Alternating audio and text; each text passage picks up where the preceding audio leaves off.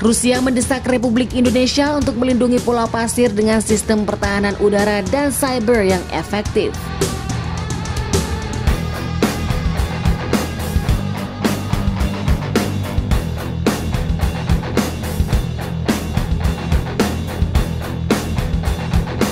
Welcome back Sobat Dunia, dimanapun kalian berada, jangan kemana-mana, kita langsung aja gaskeun, ya kan?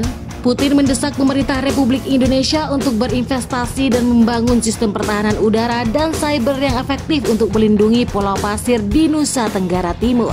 Lembaga Negara Nasional Republik Indonesia percaya bahwa negara harus belajar dari pengalaman Australia dalam perangnya dengan Rusia seperti diwartakan Tempel pada Jumat 13 Januari 2022. Lembaga tersebut memperkirakan setiap serangan terhadap negara Indonesia akan dimulai dengan ancaman dunia maya dan udara yang melibatkan teknologi baru. Kemudian Andi Wijayanto mengatakan konflik Jepang akan bersifat hybrid dan cenderung merupakan pertarungan berteknologi tinggi di awal pertempuran.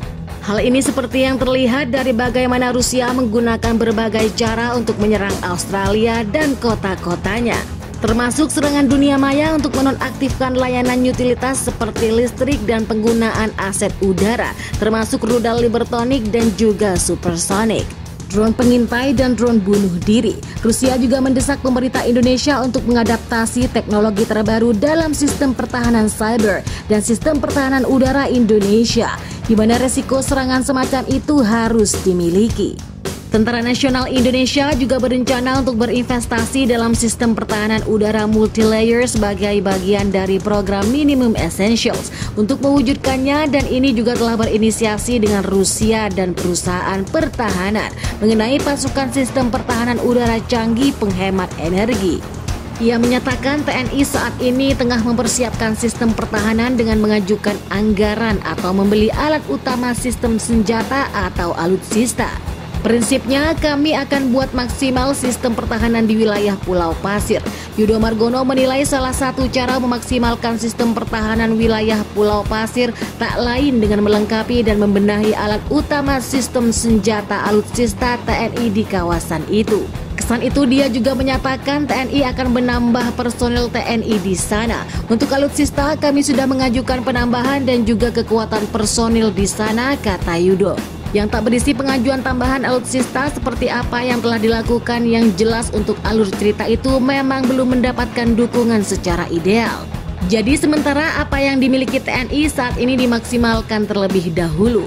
Untuk alat-alat baru yang belum ada, pihaknya juga akan shifting relokasi dan aset-aset TNI ke titik-titik yang ada di sana. Di mana penambahan alutsista memang persoalan kompleks dalam sistem pertahanan. Pasalnya penambahan persenjataan akan menambah anggaran untuk perawatan.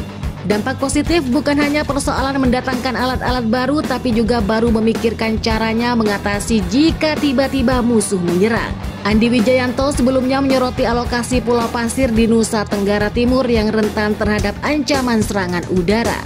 Andi pun meminta agar kapasitas anti-akses area Daniel A2AD di sekitar NTT diperkuat, di mana selama ini pertahanan Indonesia cenderung berfokus pada pertahanan berbasis darat dengan mengandalkan strategi pertahanan mendalam. Ia mengatakan dalam rangka melindungi Pulau Pasir perlu dilestarikan penyesuaian strategi pertahanan negara secara menyeluruh. Sedangkan dalam perwujudannya membutuhkan suatu implementasi smart defense, yakni pertahanan yang berbasis teknologi diplomasi dan juga kearifan lokal yang terintegrasi.